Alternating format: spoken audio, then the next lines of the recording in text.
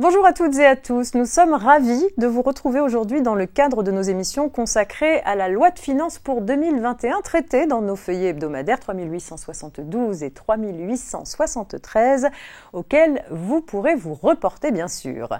Nous avons scindé cette série d'émissions spéciale loi de finances 2021 en deux grandes thématiques, la fiscalité des particuliers et la fiscalité des entreprises. En ce qui concerne la fiscalité des particuliers, si on peut signaler notamment les mesures de relèvement des seuils, plafonds et abattements dont le barème de l'impôt sur le revenu de 0,20%, le maintien de la retenue à la source sur les salaires et pensions versés à des non-résidents en 2021 ou encore la prorogation ou l'aménagement de certains dispositifs fiscaux de faveur, nos experts ont choisi de s'arrêter sur les mesures suivantes. L'aménagement du régime des plus-values des particuliers, l'extension des mesures transitoires du CITE et le nouveau crédit d'impôt pour système de charges pour véhicules électriques et enfin la prorogation et l'aménagement de la réduction d'impôt sur le revenu Pinel. J'accueille tout de suite Sophie Delage, rédactrice spécialisée à la rédaction fiscale pour nous parler des mesures de la loi de finances pour 2021 relatives aux plus-values des particuliers. Bonjour Sophie. Bonjour Marianne. Alors Sophie, quelles sont donc les modifications apportées par la loi de finances pour 2021 au régime des plus-values des particuliers ? Alors, ce ne sont pas des mesures d'envergure, mais néanmoins, la loi de finances pour 2021 a retouché le régime des plus-values sur valeurs mobilières et droits sociaux, mais également le régime des plus-values immobilières des particuliers. Alors, je vais commencer par le régime des plus-values sur valeurs mobilières et droits sociaux.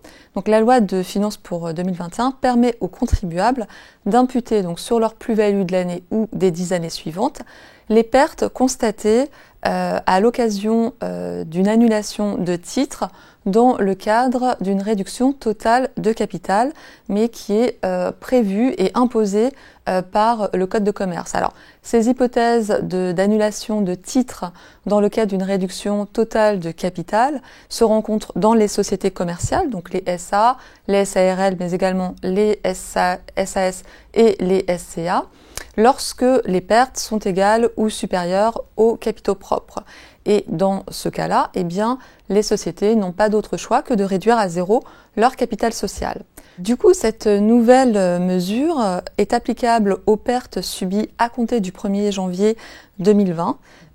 Elle ajoute un nouveau cas de prise en compte des pertes à l'occasion d'une annulation de titres, puisque jusqu'à présent, seules les pertes liées à une annulation de titres dans le cadre d'une procédure collective pouvaient être prises en considération. Alors vous dites que cette nouvelle prise en compte des pertes concerne les pertes subies à compter du 1er janvier 2020. Mais si un associé dont les titres ont été annulés avant 2020 dispose d'un stock de moins-value non imputé, ça veut dire que c'est perdu ? Non, c'est pas perdu parce que justement le contribuable pourra se prévaloir d'une jurisprudence importante qui a été rendue par le Conseil d'État le 22 novembre 2019 et la loi de finances n'a fait que tirer les conclusions donc de cet arrêt pour les pertes à compter de 2020. En tout cas, que les pertes aient été subies avant 2020 ou à compter de 2020, on est bien d'accord, seule la réduction totale de capital va être possible pour imputer ces pertes, mais pas dans le cadre d'une annulation de titres liée à une réduction partielle de capital. C'est notamment le cas lorsque les pertes sont inférieures aux capitaux propres.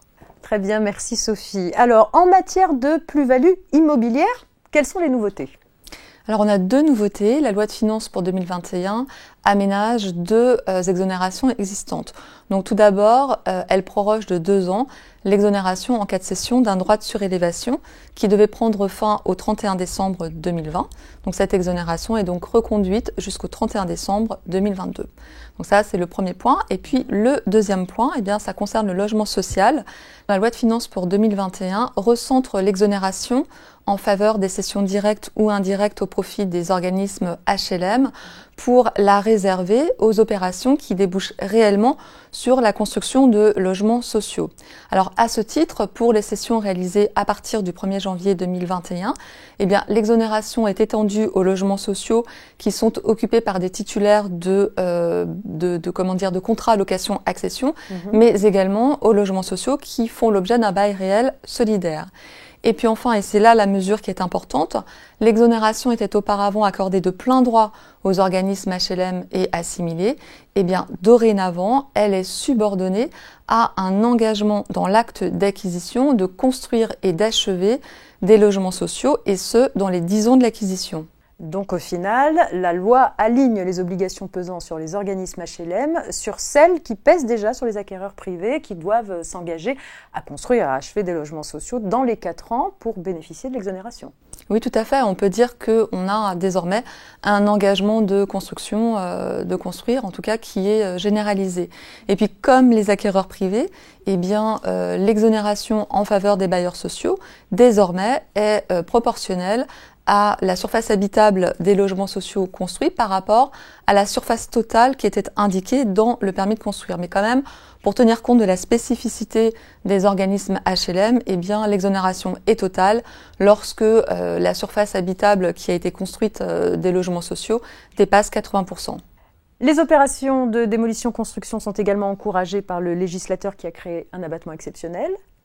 En effet, la loi instaure un abattement exceptionnel applicable à la plus-value qui va résulter de la cession d'immeubles bâtis en vue de leur démolition pour construire un ou plusieurs bâtiments d'habitation collectifs situés dans certaines zones. Donc ce sont les zones qui ont été créées par la loi Elan, ce qu'on appelle les GOU, c'est-à-dire les grandes opérations d'urbanisme, ou encore les ORT, c'est-à-dire les opérations de revitalisation du territoire. Donc cet abattement est fixé à 70% en principe, mais il peut atteindre 85% en cas de construction de logements sociaux ou intermédiaires. Donc c'est un abattement qui s'applique à la plus-value imposable après les abattements pour durée de détention et qui s'applique aussi bien pour le calcul de l'impôt sur le revenu que des prélèvements sociaux ou de la surtaxe sur les plus-values élevées. Très bien. Alors, il s'applique aux cessions réalisées au plus tard, le 31 décembre de la deuxième année qui suit les promesses de vente signées entre le 1er janvier 2021 et le 31 décembre 2023. Enfin bon, bref, en pratique, cela va concerner des cessions réalisées au plus tard jusqu'au 31 décembre 2025. Merci Sophie pour ces précisions et puis à très bientôt.